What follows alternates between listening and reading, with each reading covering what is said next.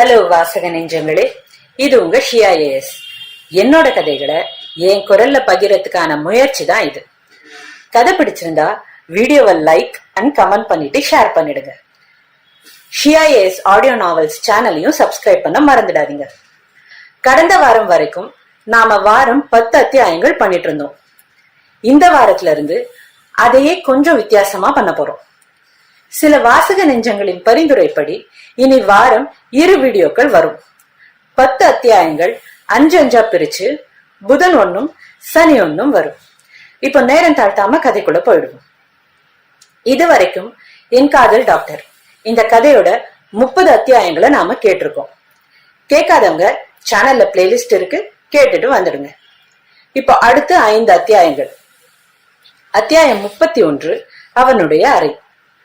மதிய உணவை முடித்து அறைக்கு சென்ற சௌந்தர்யா மீண்டும் அறையை விட்டு வெளியே வரவே இல்லை. வெளியே சென்றால் ஒரு பக்கம் திவ்யா, மறுபக்கம் அக்ஷரா என்று தொல்லையாக இருக்க அறையிலேயே இருந்தாள். மீரா இன்னொரு கட்டிலில் படுத்துக்கொண்டு போர்வையை போர்த்திக் கொண்டு தீபக்கிடம் போனில் பேசிக் கொண்டிருக்க தான் என்ன செய்வது என்று நினைத்தபடி அமர்ந்திருந்தாள் சௌந்தர்யா.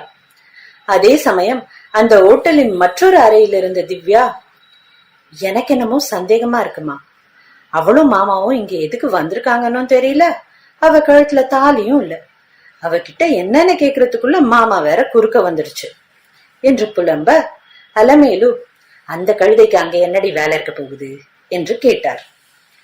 அவளும் மாமாவும் அனிமன் வந்திருப்பாங்களாமா என்று திவ்யா ஏக்கத்துடன் கேட்க, அலமேலு அவங்க அனிமன் போனா உனக்கென்னடி என்று சீறினார்.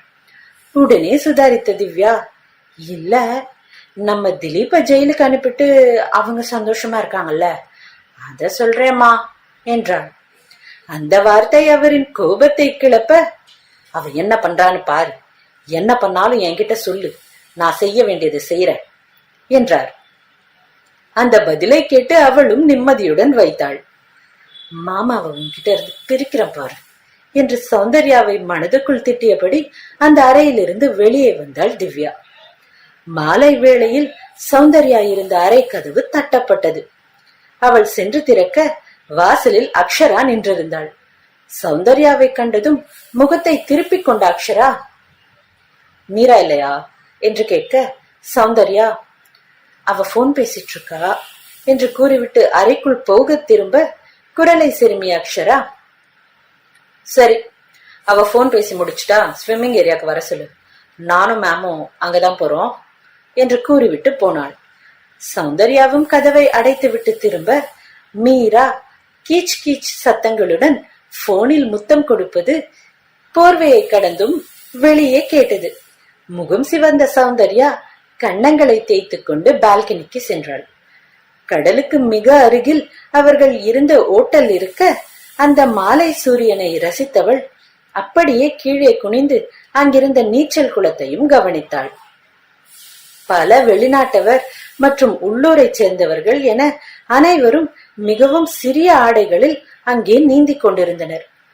முதன்முறையாக அவற்றையெல்லாம் பார்க்க அவளுக்கு சற்று மிரட்சியாக போக பார்வையை வேறு பக்கம் திருப்பிக் கொண்டாள். மீரா பேசிய சில வார்த்தைகள் வேறு அவளுக்கும் கேட்டிருக்க, அவளுக்கும் ஏனோ மனம் அவளுடைய கணவனிடத்தில் பேச வேண்டும் என்று தூண்டியது. அருள்குமரனை நினைத்தபடி நின்றிருந்தவளின் கையில் இருந்த செல்போன் சினுங்க எடுத்து பார்த்தாள். திரையில் அவனுடைய பெயர் தெரிய உடனே எடுத்து காதில் வைத்தாள். சொல்லுங்க என்று வந்த உற்சாக குரலை கேட்ட அருள், உனக்கு ஒன்னும் இல்லையே என்றான். அவள் யோசித்து, ஒன்னும் இல்லைங்க, என்னாச்சு என்று கேட்க, அவன், இல்ல மதியம் சாப்பிட்டதுக்கு அப்புறம் பார்க்கவே இல்லையே, அதனால கேட்டேன் என்றான். திவ்யாவிற்கும் அக்ஷராவிற்கும் பயப்படுவதை அவனிடத்தில் எப்படி சொல்லுவது என்று நினைத்தவள், ஒன்னும் இல்ல, வந்தது டயர்டா இருந்துச்சு, சரி நீங்க என்ன பண்றீங்க என்று பேச்சை மாற்றினாள். விக்கி ஸ்விம்மிங் போலாமான்னு கேட்டான். சோ ஸ்விம் பண்ண போக போறேன், போறதுக்கு முன்னாடி உனக்கு போன் பண்ணி கேட்கலாமேன்னு பண்ணேன், சரி டேக் கேர் என்று அவன் வைக்க போக அவள், எங்க ஒரு நிமிஷம் என்றாள். அவனுடைய பின்னங்கழுத்தையும் தோள்களையும் கண்டு மயங்கிய அக்ஷராவும் அங்குதான் இருக்கிறாள் என்கிற நினைவு வர, போகாதீங்க என்றாள் மெல்லிய குரலில். அவன் ஏன் என்று கேட்க, அவள் இல்ல, அங்க எல்லாரும் குளிக்கிறாங்க, அழுக்கு தண்ணி என்றாள். ஊருல கிணத்துல குளிச்சிருக்கியா என்று அவன் கேட்க, அவள் வேகமாக என்றாள். பின்னர் தலையில் லேசாக தட்டிக்கொள்ளவும் செய்தாள். அது மாதிரிதான் இதுவும், ஒன்னும் ஆகாது, இங்க இன்னும் கிளீன் பண்ணிட்டே இருப்பாங்க என்று அருள் சொல்ல, அவளோ மனதுக்குள், அந்த அக்ஷரா நீங்க தான் பிளாக் ஷர்ட்னு கண்டுபிடிச்சிட்டா என்று கேட்க தோன்றினாலும் அதை சொல்லாமல் போகாதீங்க என்று மட்டும் சொன்னாள். அங்கே விக்கி அதற்குள் அருள் வரியா என்று அழைக்க யோசித்த அருள் நீ போ என்றான். விக்கி நீ வரலையா என்று கேட்க, அவன் என்ன சொல்லுவான் என்று அவளும் ஆர்வமாக கேட்க காத்திருந்தாள். வரல, லைட்டா கோல்டு ஸ்டார்ட் ஆகுற மாதிரி இருக்கு என்று அருள் சொல்ல, சௌந்தர்யா மறுமுனையில் இதழ்களுக்குள் சிரித்தாள்.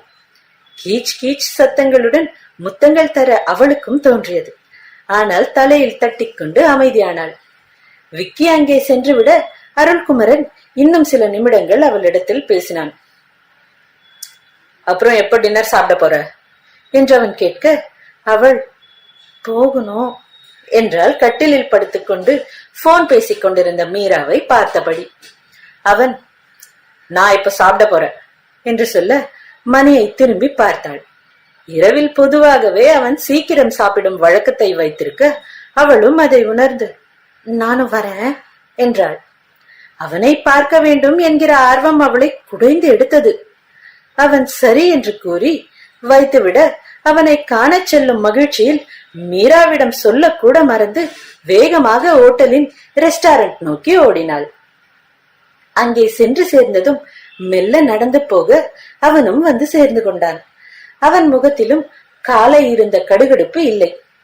இன்னும் உற்சாகமாக அவள் அவனை தொடர, அவன் உன் கூட வந்த அந்த லேடி டாக்டர் எங்க என்று அவளுடைய ஆசிரியை குறித்து கேட்டான்.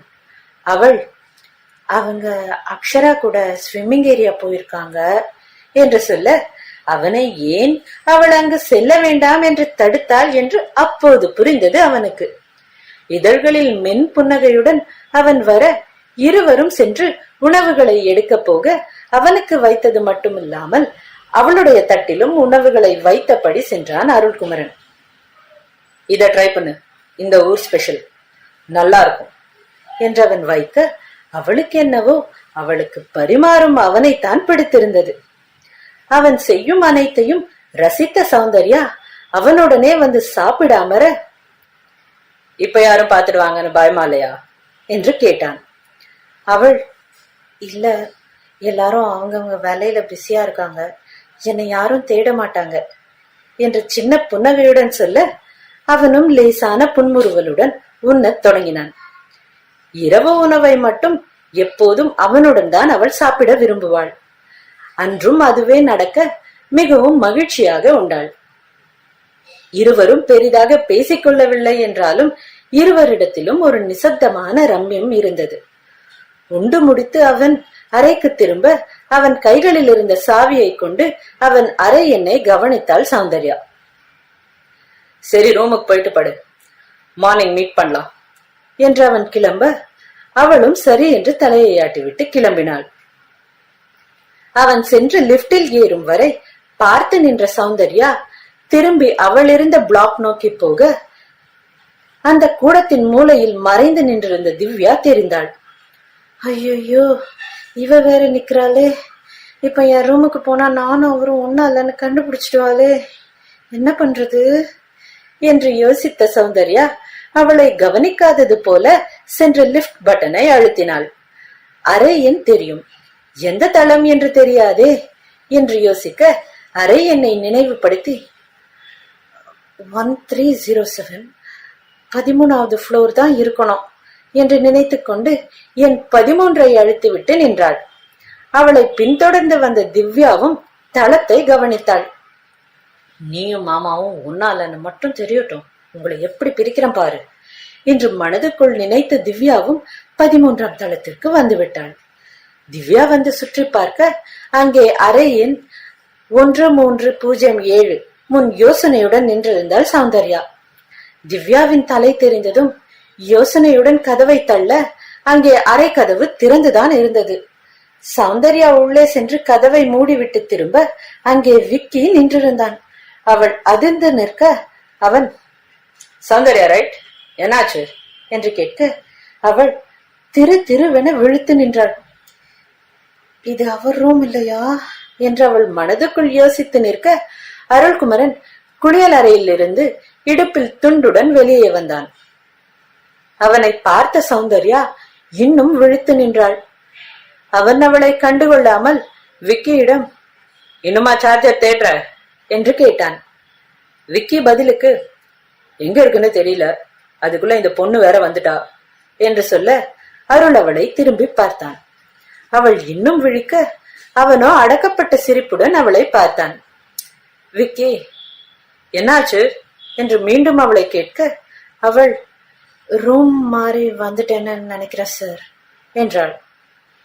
அவள் தெரிந்துதான் வந்திருக்கிறாள் என்று தெரிந்த அருள்குமரன் சற்று இதழ்களை பிரித்து சிரிக்க அவளும் அதை கவனித்தாள். உள்ள பெட் பக்கத்துல சார்ஜர் இருக்கான்னு பாரு, நான் இவகிட்ட விசாரிக்கிறேன் என்று அருள் விக்கியை அனுப்ப அவனும் உள்ளே சென்றான்.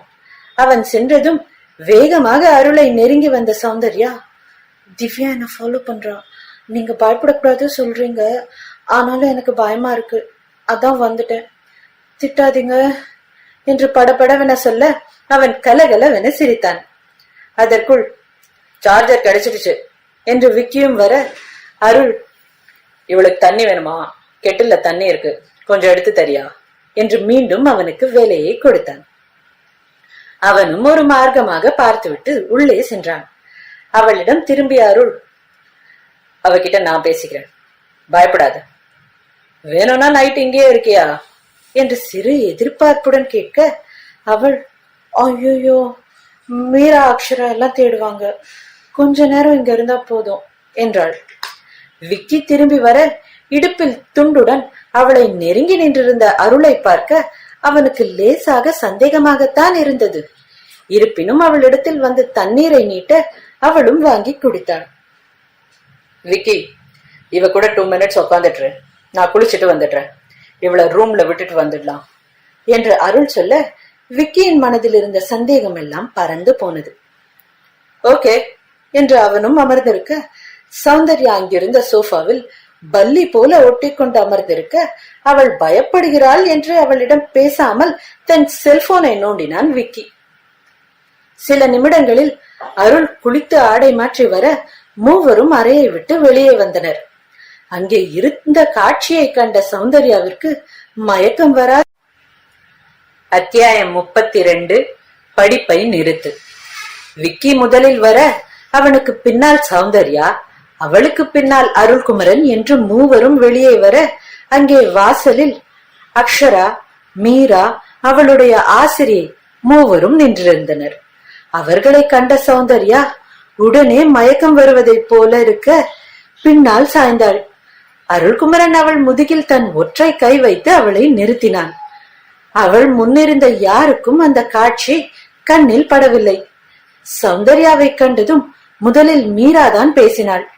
எங்கடி போன என்று அவள் கேட்க அக்ஷரா, இங்க எப்படி வந்த என்று சந்தேகமாக கேட்டாள். சௌந்தர்யா திருவென விழிக்க விக்கி, அவ ரூம் மாறி வந்துட்டாலும் அவளை கூட்டிட்டு வந்து விடதான் நாங்களே வந்தோம் என்று சொல்ல அவர்களுடைய ஆசிரியை தன் நன்றியை சொன்னார்.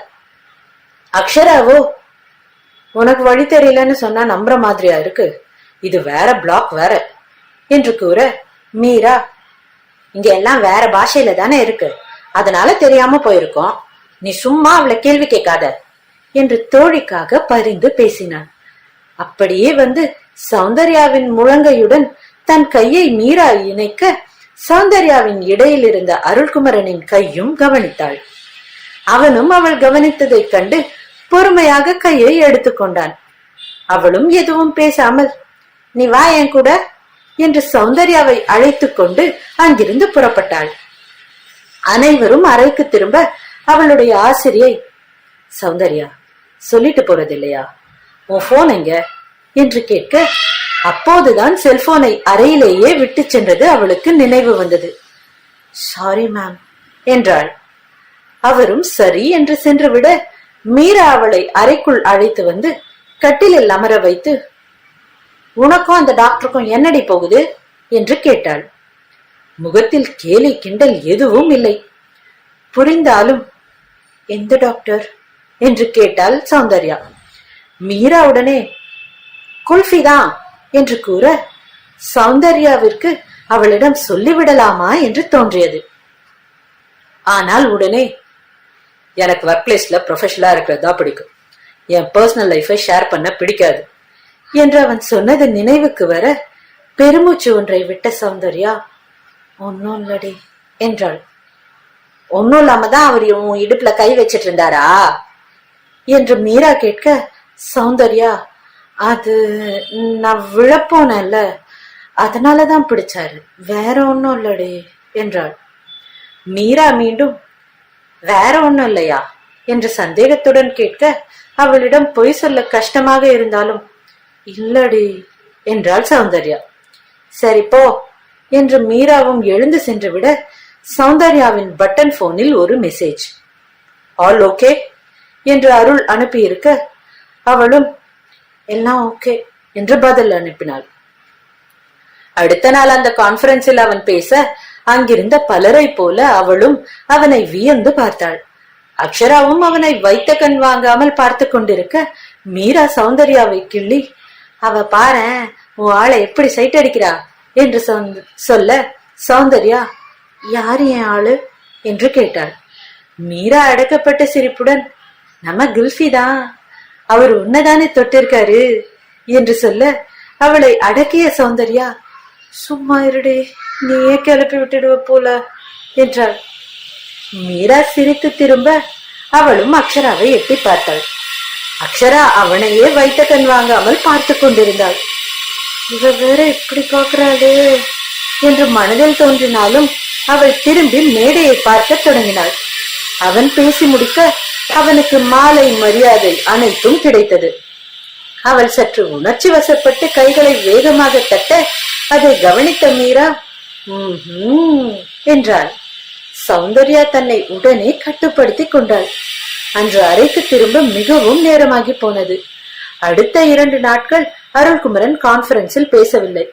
அவர்களுடன் வந்த மற்ற மருத்துவர்கள் பேச 3 நாட்களுமே நிறைய வேலை இருந்தது சௌந்தர்யாவிற்கும் அவளுடன் வந்தவர்களுக்கும்.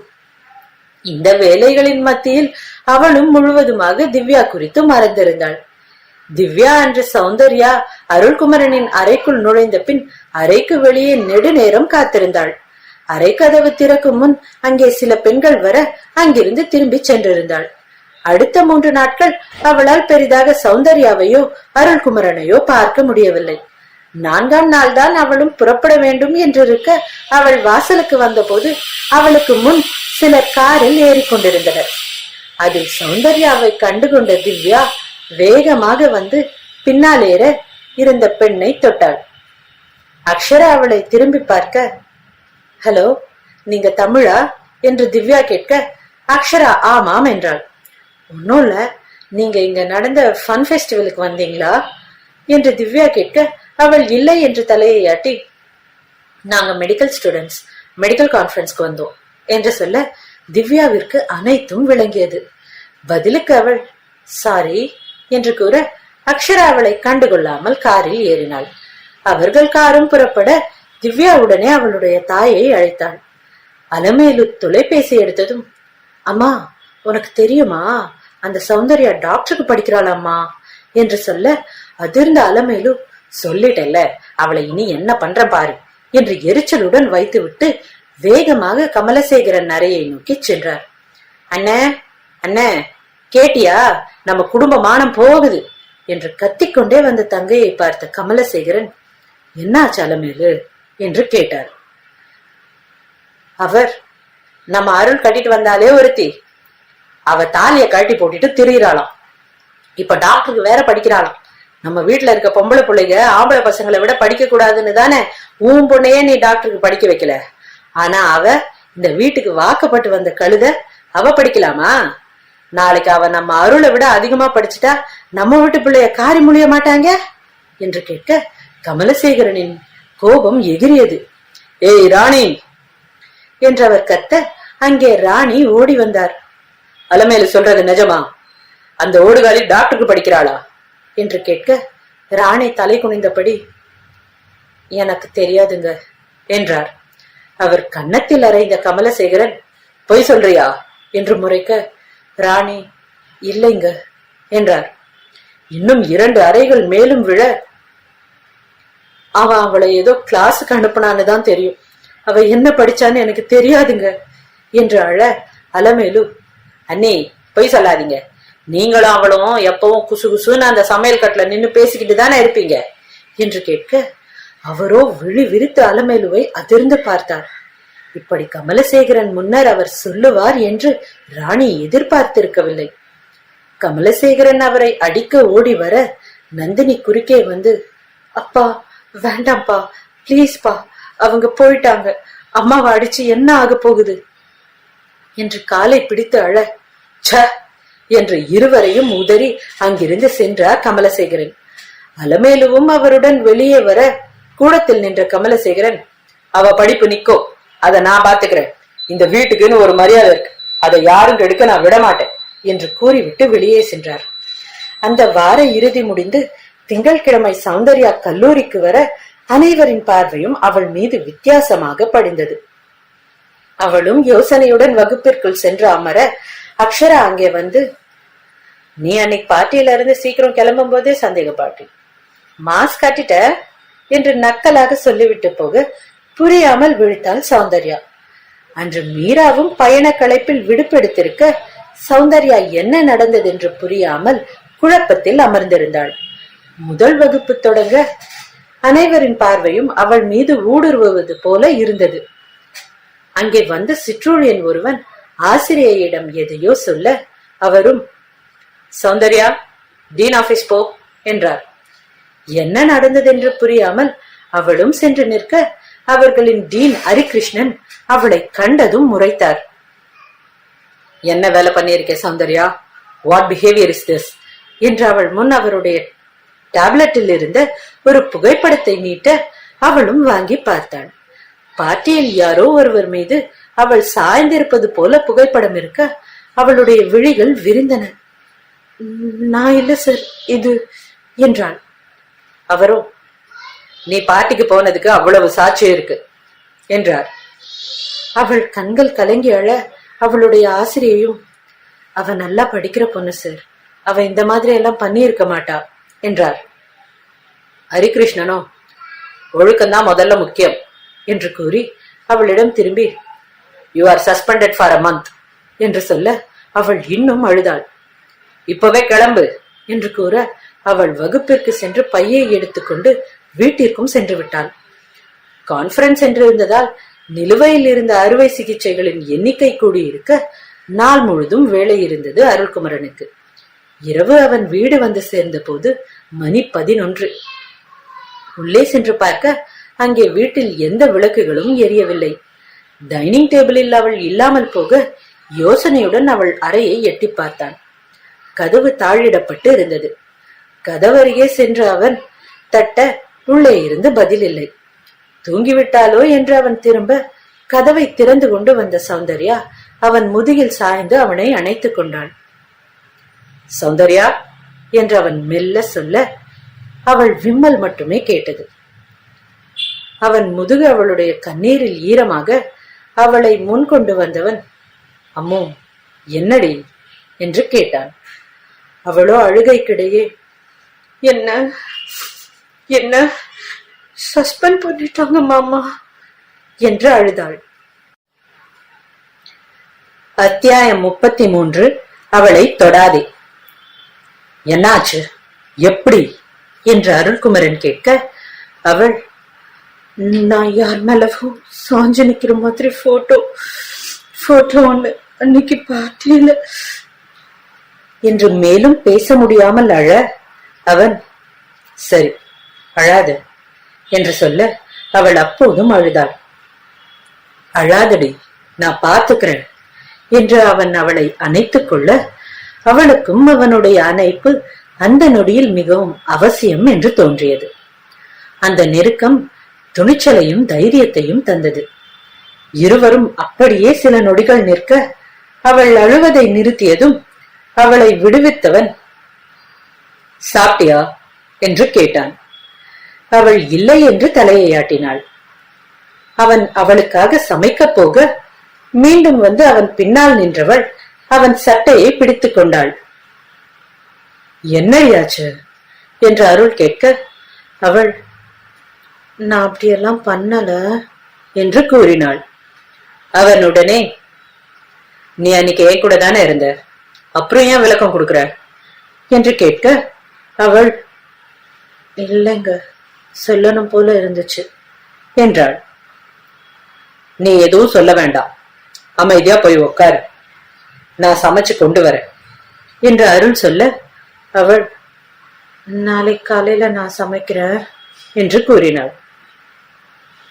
அவன், சரிங்க என்று அவள் பாணியிலேயே சொல்ல அவன் நின்று சமைக்கின்ற வரை அவன் அருகிலேயே நின்றிருந்தாள் சௌந்தர்யா. அவளுக்கு ஒரு துன்பம் என்றதும் ஏனோ மனம் அவனைத்தான் நாடியது. அவன் அருகில் மட்டுமே பாதுகாப்பாக இருப்பது போல தோன்றியது. அவர்கள் சந்தித்த நொடியில் இருந்து இன்று வரை அதுதானே அவளுடைய வாழ்வின் நிதர்சனமாக இருந்திருக்கிறது. அவளை அழைத்து வந்து சாப்பிட வைத்தவன் அவள் உண்டு முடித்து படுக்கச் சென்று உறங்கும் வரை அவள் பக்கத்தில் தான் இருந்தான். அவள் உறங்கிய பின்னர் அருள்குமரன் பாரதியை செல்போன் வாயிலாக அழைக்க அவன், சொல்லு நண்பா, என்ன நடுராத்திரியில போன் என்று கேட்டார். இன்னைக்கு அந்த இன்ஸ்டா அக்கவுண்ட்ல சௌந்தர்யா போட்டோ எதுவும் வந்துதா என்று அருள் கேட்க உடனே கண்களை கசக்கிய பாரதி, ஒரு நிமிஷம் மச்சான், பார்த்து சொல்ற என்று தன் இன்ஸ்டா பக்கத்தில் தேடினான். நீண்ட நேரம் தேடியும் எதுவும் கிடைக்காமல் போக மற்ற சில பக்கங்களையும் தேடி அந்த புகைப்படத்தை கண்டுபிடித்து உடனே அவனுக்கு அனுப்பினான். யார் பார்த்த வேலைடா இது, அன்னைக்கு அவ உன் கூட தானே இருந்தா என்று பாரதி அவசரமாக கேட்க அருள், நாளைக்கு தான் இது யார் பார்த்த வேலைன்னு தெரியும், நீ போட்டோ அனுப்புனதுக்கு தேங்க்ஸ்டா என்று சொல்ல பாரதி, சே விடு நண்பா, என் தங்கச்சி எப்படி இருக்கா என்று கேட்க அருள், காலேஜ்ல சஸ்பெண்ட் பண்ணிட்டாங்க, அதான் ஒரே அழுக என்றார். உடனே பாரதி, இதுக்கே சஸ்பென்ஷன்னா ஹரிகிருஷ்ண யார்கிட்டயோ டீல் பேசியிருக்கணும் என்று சொல்ல அருள், அததான் நானும் யோசிக்கிறேன் என்று கூறிவிட்டு இணைப்பை துண்டித்தான். மறுநாள் காலையே அவன் டீன் ஹரிகிருஷ்ணனின் அலுவலகத்தை தேடி போக அவர் அவனை கண்டதும் புன்னகைத்தார். அவன் மீது அவருக்கு எப்போதும் ஒரு தனி பிரியம். கல்லூரிக்கு புகழ் சேர்க்கும் மருத்துவனாயிற்றே. அவனுக்காகவே அங்கு வந்து வைத்தியம் பார்த்துக் கொள்ளும் பல விஐபி நோயாளிகள் இருக்க அவனுக்கென்று தனி மரியாதை அந்த கல்லூரியிலும் மருத்துவமனையிலும் இருந்தது. வாங்க அருள், சிட் என்று எதிரே இருந்த நாற்காலியை ஹரிகிருஷ்ணன் காட்ட அவனும் குட் மார்னிங் சார் என்று கூறி அமர்ந்தான். அப்புறம் என்ன விஷயமா இவ்வளவு காலையில வந்திருக்கீங்க? பொதுவா மார்னிங்ல உங்களுக்கு நிறைய வேலை இருக்கும் இல்லையா என்று அவர் கேட்க அவன், எஸ் சார், வேலை இருக்குதான், அதை விட முக்கியமா வேற ஒரு விஷயத்தை பத்தி பேசதான் இங்க வந்தேன் என்று கூற அவர் அவனை ஆர்வமாக பார்த்தார். சுத்தி வளைச்சு பேசாம நேரா விஷயத்துக்கு வர, நேத்து MBBS first year student Soundarya suspend பண்ணீங்க இல்லையா என்று அருள் கேட்க ஹரிகிருஷ்ணனின் முகத்தில் இருந்த புன்னகை மறைந்தது. அந்த பொண்ணு சரியில்லை அருள், அவளை பத்தி நிறைய கம்ப்ளைண்ட்ஸ் வந்தது என்று அவர் சொல்ல அவன், அப்படியா, யார் சார் கொடுத்தாங்க என்று கேட்டான். அவரும் சற்று நெருங்கி வந்து, கொஞ்சம் பெரிய இடம், இந்த பொண்ணு படிக்க வந்த இடத்துல சும்மா இருக்க வேண்டியது தானே, குமரன் ஸ்டோர்ஸ் ஓனர் பையன் கூட சுத்ரா போல, அது கமலசேகரன் சாருக்கு பிடிக்கல, அவங்க கிட்ட இருந்துதான் பிரஷர், எதுவும் பண்ணலன்னா இம்சை பண்ணுவாங்கன்னு தான் 1 மாசம் மட்டும் சஸ்பெண்ட் பண்ணேன், படிக்கிற பொண்ணுன்னு வேற சொன்னாங்க என்று அவர் சொல்ல அவன், நீங்க சொல்றது தப்பு சார். அவ கமலசேகரன் சன் கூட சுத்தல, அவனை கல்யாணம் பண்ணிட்டா என்றான். வாட் டு யூ மீன் என்று அவர் எழுந்து நிற்க, அவன், அந்த கமலசேகரனோட சன் நான் தான், குமரன் ஸ்டோர்ஸ் அருள்குமரன் என்றான். மை காட் என்று அவர் சொல்ல, அவன், இது எங்க ஃபேமிலி இஷ்யூ, இதுக்காக நீங்க அவளோட படிப்புல கை வைக்கிறத நான் அக்செப்ட் பண்ணிக்க மாட்டேன். இந்த சஸ்பென்ஷனை நீங்க வாபஸ் வாங்கலன்னா நான் ரிசைன் பண்ண வேண்டியிருக்கும் என்றும் கூறினான். உடனே பதறிய ஹரிகிருஷ்ணன், 1 minute அருள், டிராஸ்டிக்கா எந்த முடிவு எடுக்காதீங்க, உங்க அப்பா தான் ரொம்ப இன்சிஸ்ட் பண்ணார் என்று சொல்ல, அருள், அவரை நான் பாத்துக்கிறேன் என்று சொல்லிய போதும் அவர் யோசனையுடன் அமர்ந்திருக்க, அவன், நம்ம காலேஜ்ல மினிஸ்டர் பையன் படிக்கிறான்ல, அவன் லாஸ்ட் வீக் ட்ரங்க் அண்ட் டிரைவ்ல மாட்டினப்போ நீங்க தானே அவன் டிரைவ் பண்ணவே இல்லைன்னு சொன்னீங்க என்று கேட்டான். உங்களுக்கு எப்படி தெரியும் என்பது போல அவர் பார்க்க, அவன், என்னோட சர்க்கிள்ல ஒரு விஷயத்தை தெரிஞ்சுக்கிறது அவ்வளவு கஷ்டம் இல்ல சார். ஒரு போலீஸ் கேஸ உங்களால எதுவும் இல்லாம பண்ண முடியும்னா இதெல்லாம் எவ்வளவு தூரம் என்று கேட்டு சாவகாசமாக அமர்ந்திருந்த இருக்கையில் சாய்ந்தான். தலையை இடமும் வலமும் மாட்டிய ஹரிகிருஷ்ணன் பின்னர் மேசையில் இருந்த தொலைபேசியை எடுத்து ஒரு எண்ணுக்கு அழைத்து, first year student Soundarya suspension cancel பண்ணிடுங்க, நாளைக்கு காலேஜ் வரணும்னு ஸ்டூடெண்ட்டுக்கு கால் பண்ணி இன்ஃபார்மும் பண்ணிடுங்க என்று சொல்லிவிட்டு வைக்க, அவனும் தேங்க்யூ சார் என்று எழுந்தான். அவன் வெளியே செல்ல போக, அவர், அருள், நீங்க கேட்டதை நான் பண்ணிட்டேன், நான் ரொம்ப நாளா உங்ககிட்ட ஒரு விஷயம் கேட்டுட்டு இருக்கேன் என்று சொல்ல, அவன் ஒரு நொடி மௌனமாக யோசித்தான்.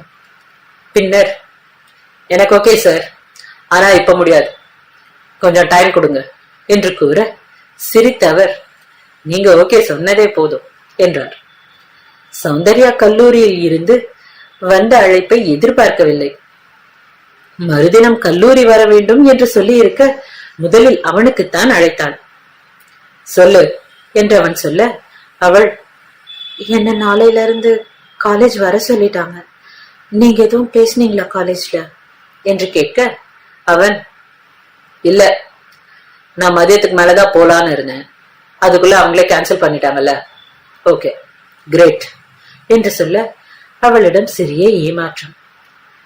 சரி சாப்பிட்டீங்களா என்று கேட்க, அவன், சாப்பிட்ட என்று மட்டும் கூறினான். அவளும் சரி என்று கூற, அவன் இணைப்பை துண்டித்திருந்தான். அவளுக்கோ முகம் வாடி போனது. அவனுடைய செல்போன் உரையாடலை கேட்ட பாரதி, அவகிட்ட நீதான் காலேஜ்ல பேசினேன்னு சொன்னாதான் என்ன என்று கேட்க, அவன், ஆமா, பிரச்சனையே நான் தான், இதுல போய் அவகிட்ட நான் தான் பிரச்சனையை தீர்த்து வச்சேன்னு சொல்றியா என்று கேட்க, என்ன சொல்வதென்று தெரியாமல் நின்றான் பாரதி. இருவரும் நடந்து வந்து கொண்டிருக்க, பார்க்கிங் வந்ததும் வேகமாக சென்ற அருள்குமரனை நிறுத்திய பாரதி, எங்கடா என்று கேட்க, அருள், இங்க மட்டும் பேசினா போதுமா, அதான் போறேன் என்றான்.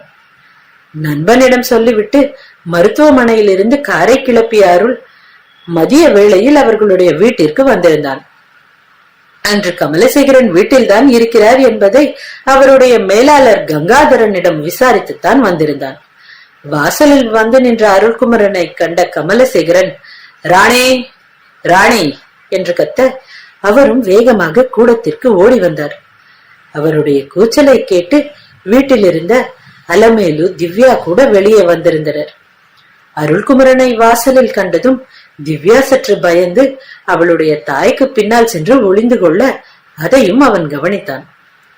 அருள், உள்ள வாப்பா என்று ராணி கூற, கமலசேகரன், வீட்டை விட்டு போனவனுக்கு என்ன மரியாதை கொடுத்துட்டு இருக்கியா என்று கேட்டார்.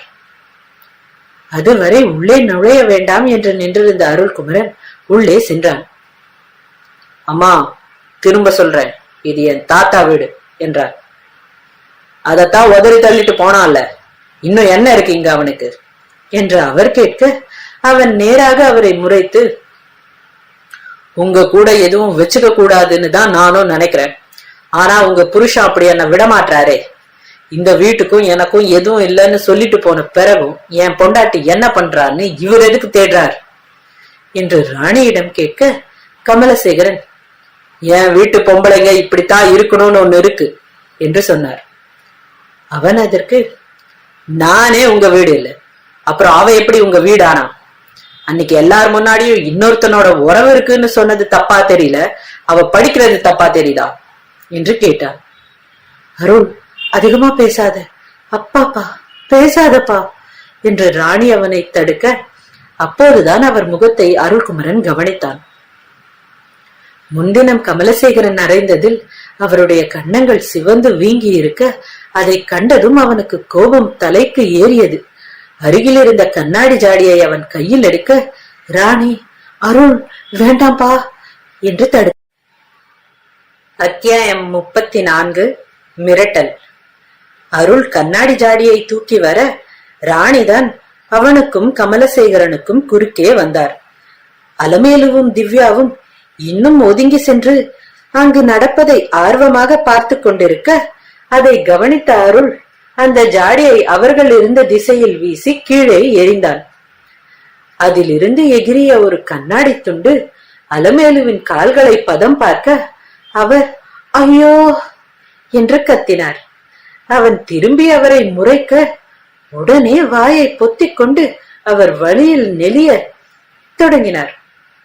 அனைத்தையும் கவனித்த கமலசேகரன், நீ என்ன பண்ணாலும் உன் பொண்டாட்டி படிக்க நான் ஒத்துக்க மாட்டேன், அவ படிப்பை நிறுத்திதான் ஆகணும் என்று சொல்ல, அவரை பார்த்து நக்கலாக சிரித்த அருள்குமரன், ஓ அப்படியா, அப்போ உங்க மானம் போக ரொம்ப நாள் இல்ல. அவ படிப்பை நீங்க நிறுத்துற அடுத்த நிமிஷம் இந்த வீட்டு கதை ஊர் பூரா சிரிக்கும் என்று அவன் மேலும் பேச முன்னர் அவனை பலார் என்று அறைந்தார் ராணி. அப்பா கிட்ட மரியாதை இல்லாம பேசுறியா அருள் என்று ராணி கேட்க, அவன் அவரை அடிபட்ட பார்வை ஒன்றை பார்த்தான். அந்த பார்வையை எதிர்கொள்ள முடியாத ராணி தலையை குனிந்து கொள்ள, பின்னால் நின்றிருந்த கமலசேகரனின் முகத்தில் வெற்றி புன்னகை அப்பட்டமாக தெரிந்தது. ராணியின் கண்களில் கண்ணீர் நிற்காமல் வழிய அங்கிருந்து தன் அறையை நோக்கி ஓடினார். கமலசேகரன் உடனே, திவ்யா, இவன் என் வீட்டுக்கு சொந்தம் இல்ல, போக சொல்லு என்று சொல்ல, அவள் வாயெடுக்கும் முன் அருள் அவளிடம், இனிமே என் பொண்டாட்டிய வெளியே எங்கேயும் பார்த்துட்டு வந்து இங்க வத்தி வச்ச உன்னை கொன்னுடுவேன். இனி இப்படி நடந்தா இப்போ மாதிரி வந்து பேசிட்டு இருக்க மாட்டேன். நான் கொஞ்ச நேரத்துக்கு முன்னாடி சொன்னதை செஞ்சுட்டு தான் அடுத்த வேலையை பார்ப்பேன் என்று எச்சரித்து விட்டு அங்கிருந்து வேகமாக கிளம்பினான். அவர்களோ செல்லும் அவனையே அதிர்ச்சியுடன் பார்த்து நின்றனர். அவன் சொன்னதை செய்வான் என்கிற தெளிவு அங்கிருந்த அனைவருக்குமே இருந்தது. அதற்கு மேல் மருத்துவமனை போக மனமில்லாமல் காரை எடுத்துக்கொண்டு கிளம்பிய அருள்குமரன் நகரம் முழுதும் சுற்றிவிட்டு வீடு வந்து சேர இரவு 10 மணி ஆனது. வீட்டை திறந்து கொண்டு உள்ளே போக விளக்குகள் அனைத்தும் எரிந்து கொண்டுதான் இருந்தன. அவனை கண்டதும் சௌந்தர்யாவும் டைனிங் டேபிளில் இருந்து எழுந்து நின்றாள். அவன் அவளை நிமிர்ந்து கூட பார்க்காமல் அறைக்கு போக, அவள் என்னங்க என்று அவனை அழைத்தாள். அவன் அப்போதும் நிற்க மட்டுமே செய்தான். அவளை ஏறிட்டு பார்க்கவில்லை. அவளும் அவனுடைய சிவந்திருந்த கண்களை கண்டு, மூட் அவுட்டா என்று கேட்டாள். நெற்றியை கீறியவன் இல்லை என்று தலையை ஆட்டிவிட்டு, டிரஸ் மாத்திட்டு வர, சாப்பாடு எடுத்து வை என்றான். அவளும் அவனுக்காக உணவை எடுத்து வைத்து காத்திருக்க, வேஷ்டி டிஷர்ட் அணிந்து வந்து அமர்ந்தவன் உணவில் கை வைக்க அவளும் சாப்பிடத் தொடங்கினாள். அவனோ சாப்பாட்டை பிசைந்து 2 உருண்டைகள் தான் உண்டிருப்பான். சட்டென்று புறையேற அவன் அருகே எழுந்து வந்து தலையில் மெல்ல தட்டிய சௌந்தர்யா, மெதுவாங்க என்று அவனுடைய முதுகில் வருடி கொடுத்தாள். தட்டில் கையை கழுவியவன் அவளிடம் சட்டென்று திரும்பி, என்ன நம்புறியா சௌந்தர்யா என்று கேட்டான். அந்த கேள்வியின் தொடக்கம் எங்கே, முடிவு எங்கே என்று எதுவும் புரியாவிட்டாலும் அவளும் அடுத்த நொடியே நம்புறேங்க என்று சொல்ல அவளை அணைத்துக் கொண்டான் அருள்குமரன். அவன் மனம் சரியில்லை என்று மட்டும் புரிந்து கொண்டவள் அந்த நொடியில் எதையும் கேட்காமல் அவன் எதிர்பார்த்த மௌனத்தை மட்டும் அவனுக்கு கொடுத்தாள். சில நொடிகளில் அவன் விலக அவன் முகத்தில் மீண்டும் அந்த இறுக்கம் வந்து ஒட்டி கொண்டிருந்தது. எனக்கு போதும், நீ சாப்பிட்டு படு என்று எழுந்து சென்று விட்டான். அதற்கு மேல் அவளும் சாப்பிட பிடிக்காமல் சென்று படுத்துக் கொண்டாள். எதனால் வந்த பிரச்சனை என்னவென்று காலை எழுந்தவுடனே கேட்க வேண்டும் என்று அவள் நினைத்து படுக்க, மறுநாள் அதிகாலை 5 மணிக்கெல்லாம் அவன் எழுந்து மருத்துவமனை சென்றிருந்தான். அன்றிரவு அவன் வீட்டிற்கு வர அவள் இம்முறை, என்னங்க நேத்து என்ன ஆச்சு என்று கேட்டாள். அவன் அப்போதும் சற்று சோகமாகத்தான் இருந்தான். இத பத்தி மட்டும் பேச வேண்டாம் பிளீஸ் என்று சொல்ல, அவள் சரிங்க என்று தலையை தாழ்த்தி சொல்ல, அவன் அவளுடைய தலையில் கை வைத்து, உன்னால எந்த பிரச்சனையும் இல்ல, எனக்கு சில டென்ஷன், அவ்வளவுதான், இன்னும் ஒரு 2-3 நாள்ல சரியாயிடுவேன், நீ எதுவும் போட்டு குழப்பிக்காத என்று சொல்ல, அவளும் சரி என்று தலையை ஆட்டினாள். அவனுடைய கவலைகள் கண்டு மனம் வேதனை கொண்டாலும் அவன் விலகிச் செல்லும் போது எப்படி கேட்பது என்று புரியாமல் தவித்தாள். அவன் சொன்னதைப் போல அடுத்த சில நாட்களில் அவனும் இயல்பு நிலைக்கு திரும்பி இருந்தான்.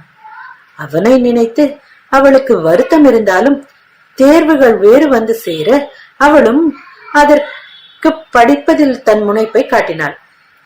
தேர்வுகள் முடிய அவளுக்கு விடுப்பும் வந்தது. கடைசி நாள் தேர்வை முடித்து இருவரும் நடந்து வர, மீரா, செமஸ்டர் ஹாலிடேஸ்ல என்ன பண்ண போற என்று கேட்க, யோசித்த சௌந்தர்யா, தெரியல என்றாள். என்னடி, ஊருக்கு கூட போக போறது இல்லையா என்று மீரா கேட்க, இல்லை என்று தலையை ஆட்டினாள் சௌந்தர்யா. நீ என்ன பண்ண போற என்று அவள் மீராவை கேட்க, அவளோ, 1 வாரம் இங்க, அப்புறம் பாட்டி வீடு என்றாள். இருவரும் பேசி முடிக்க மீராவின் தந்தையும் வந்து சேர்ந்தார். அன்று அருள்குமரனும் மாலை சீக்கிரம் புறப்பட்டிருக்க அவன்தான் சௌந்தர்யாவை வீட்டிற்கும் அழைத்து வந்தான். எனக்கு லீவ் விட்டுட்டாங்க என்று சௌந்தர்யா சிறு எதிர்பார்ப்புடன் சொல்ல, அவன் என்றான். அவ்வளவுதானா, எதுவும் சொல்ல மாட்டாரா என்று அவள் நினைத்திருக்க, அவன், இந்த வீக்கெண்ட் படத்துக்கு போலாமா என்று கேட்டான். அவள் உடனே தலையை ஆட்டி, போலாம் போலாம் என்று சொல்ல, அவளுடைய ஆர்வத்தை கண்டவன் அவளுடைய தலையில் கை வைத்து, உனக்கு போகணும்னு இருந்தா நீயே சொல்ல மாட்டியா, நான் கேட்டாதான் சொல்லுவியா என்று கேட்க, அவள், இல்ல நீங்க பிஸியா இருக்கீங்க எப்பவும், உங்களுக்கு 2 வாரத்துக்கு 1 நாள் தான் லீவ் கூட தராங்க, அதனாலதான் கேட்கல என்றாள் மெல்லிய குரலில்.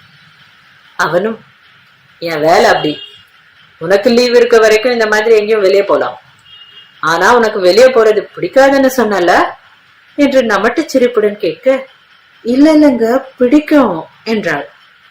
அவனுடைய சிரிப்பை கவனித்த போதுதான் அவன் விளையாட்டுக்காக கேட்கிறான் என்று புரிய அவளும் மெல்ல சிரித்தாள். அவனுடன் வெளியே செல்வதற்காக அவள் ஆவலுடன் காத்திருக்க வார இறுதியும் வந்து சேர்ந்தது. ஞாயிற்றுக்கிழமை மாலை அவன் படத்திற்கான டிக்கெட்டுகளை புக் செய்திருக்க அவள் அந்த சனிக்கிழமை இரவு சீக்கிரம் முடிந்து காலை விடிந்து விடாதா என்று நினைத்து படுத்திருந்தாள். அப்போதுதான் அவளுடைய அறைக்கதவு தட்டப்பட்டது. எழுந்து சென்று திறக்க அவன் வாசலில் கேக்குடன் நின்றிருந்தான். Happy birthday to you, happy birthday to you, happy birthday dear Soundarya, happy birthday to you என்றவன் பாட அவளுக்கு கண்கள் எல்லாம் கலங்கி போனது. அவளுடைய அறைக்குள் நுழைந்து அவன் அங்கிருந்த மேசையில் கேக்கை வைக்க அவள் தேங்க்ஸ் என்றாள். அவனுடனே, பைத்தியம், பிறந்த நாள் அதுமா அழாத என்று சொல்ல அவள், எனக்கு ஞாபகமே இல்லை, உங்களுக்கு எப்படி தெரியும் என்று கேட்க அவன், உன் சர்டிபிகேட்ஸ் என்றான். அவள் அப்போதும் அப்படியே நிற்க அவன், சரி கட் பண்ணு, இன்னும் எவ்வளவு நேரம் தேங்க்ஸ் சொல்லுவ என்று கேட்டு அவள் கையில் கத்தியை வைக்க அவளும் கேக்கை வெட்டி அவனுக்கு ஊட்டினாள். அவனும் ஒரு துண்டை வெட்டி அவளுக்கு ஊட்டிவிட்டு அதே விரலை அவனுடைய நாவில் வைத்து சுவைக்க அந்த சின்ன செய்கை அவளுக்கு அவள் அனைத்தையும் விட பெரிய பரவசத்தை கொடுத்தது. 20 வயசு ஆயிடுச்சுல என்றவன் கேட்க அவளும் ஆமாம் என்று தலையை ஆட்டினாள். அதற்கு மேலும் பேசாமல் அவள் அவனையே பார்த்தபடி நிற்க அவன், மறந்துட்டேன் பாரு, ஒரு நிமிஷம் வரேன் என்று அறையில் இருந்து வெளியே சென்றவன் கையில் ஒரு பரிசு பொருளுடன் திரும்பி வந்தான். ஹாப்பி 20 அம்மோ என்று அதை அவள் கையில் நீட்ட அவளும் வாங்கி பிரித்து பார்த்தாள். அதில் ஒரு புதிய ரக ஸ்மார்ட் போன் இருக்க, எனக்கா என்று கேட்டாள். உனக்குதான். அந்த சின்ன போன் நான் அவசரத்துக்கு கொடுத்தது. அத பார்க்கும் போதெல்லாம் உனக்கு வேற போன் வாங்கி தரணும்னு நினைப்பேன், ஆனா மறந்துடுவேன்.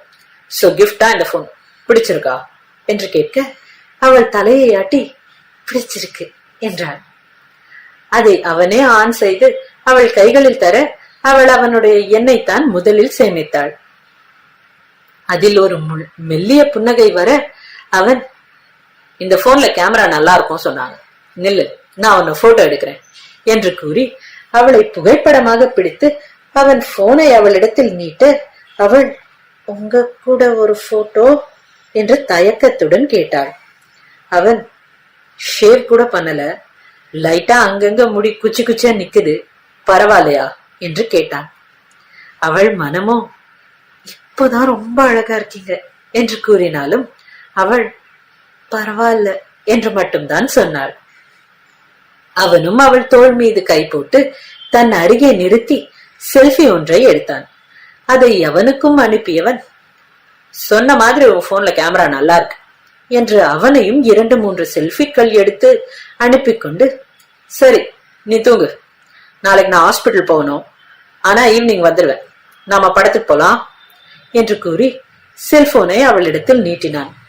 சொல்லிவிட்டு அவன் கதவு வரை சென்று விட அவள், என்னங்க ஒரு நிமிஷம் என்று அவன் அருகே சென்று, நாளைக்கு படம் என் பர்த்டேக்காக தானா என்று கேட்க அவனும், ஆமா நாளைக்கு லீவ் எடுக்கலாம்னு தான் நினைச்சேன், ஆனா கிடைக்கல என்று சொல்ல அவள் பரவாயில்லைங்க என்றாள். அவன் அவளுடைய தலையில் கை வைத்து விட்டு செல்ல அவள் மீண்டும் படுக்கையில் வந்து விழுந்தாள். செல்போனில் இருந்த அவனுடைய புகைப்படத்தை பார்த்து பார்த்து ரசித்தவள் அவன் எடுத்த அவளுடைய புகைப்படத்தை பார்த்த அடுத்த நொடி வியந்தாள். அந்த புகைப்படத்தில் அவள் மிகவும் அழகாக தெரிவது போல இருக்க அவன் கண்களில் அவள் அப்படித்தான் தெரிகிறாளோ என்கிற எண்ணம் பிறந்தது அவளுடைய மனதில். அத்தியாயம் 35. திரைப்படம். மறுநாள் காலை எழுந்த சௌந்தர்யா குளித்து முடித்து அவனுக்காக காலை உணவை சமைக்க வர அவன் அவளுக்கு முன்னரே சமையல் அறையில் நின்றிருந்தான். அவன் கையில் சாண்ட்விச் ஒன்றும் இருக்க அவள், நீங்களே பண்ணிக்கிட்டீங்களா என்று கேட்டாள்.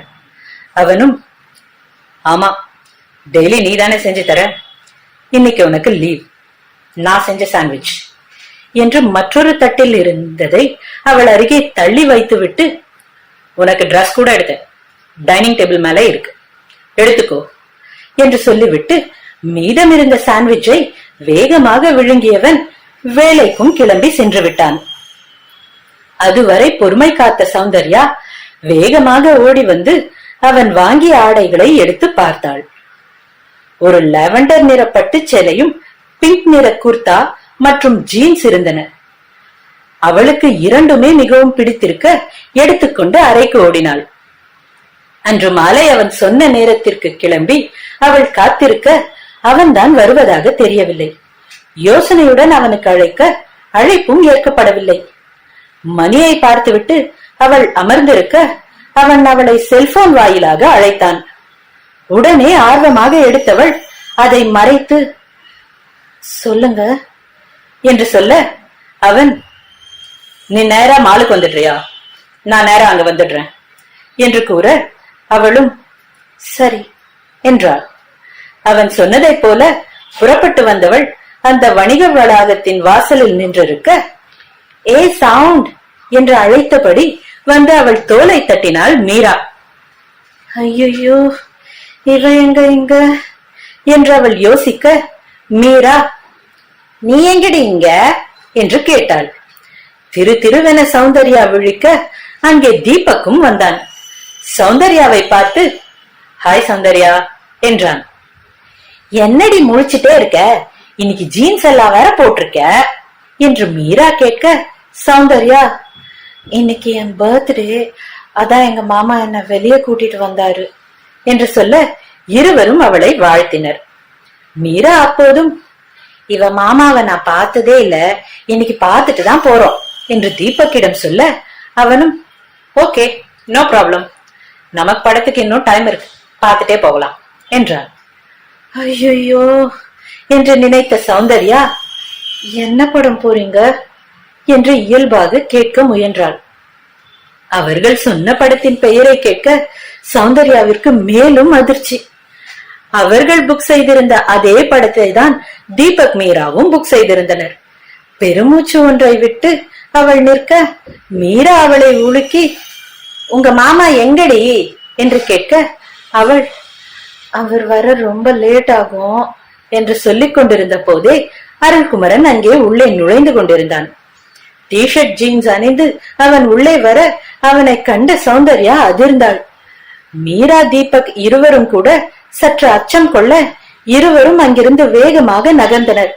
சௌந்தர்யா புரியாமல் நிற்க அவளை பிடித்து இழுத்த மீரா, அங்க பாரு, உன் ஆளு குல்ஃபி வராரு, அவர் கண்ல நாங்க மாட்டினா காலேஜ்ல எங்க விஷயம் தெரிஞ்சிடும், வாடி என்று இழுத்து போக, அவளோ மனதுக்குள் அவருக்கு தான் ஏற்கனவே தெரியுமே என்று நினைத்தாள். அருள்குமரன் வணிக வளாகத்திற்குள் வந்து அவளின் செல்போனை அழைத்தான். சௌந்தர்யாவின் செல்போன், உள்ளம் முருகுதையா உன்னை உத்து உத்து பார்க்கையில என்ற பாடலுடன் ஒலிக்க எடுத்து பார்த்தாள். திரையில் அவனுடைய புகைப்படம் மின்ன மறைத்து மறைத்து விழித்த சௌந்தர்யாவை பார்த்த மீரா, யாரடி உங்க மாமாவா என்று கேட்க, ஆமாம் என்று தலையை ஆட்டினாள் அவள். எடுத்து பேசு, தேட போறாரு என்று மீரா சொல்ல அவளும் காதில் வைத்து ஹலோ என்றாள். அவன் மறுமுனையில், எங்க இருக்க, நான் வந்துட்டேன் என்றான். மாமா நான் வந்துட்டேன், நீங்க வர நேரம் ஆகுமா?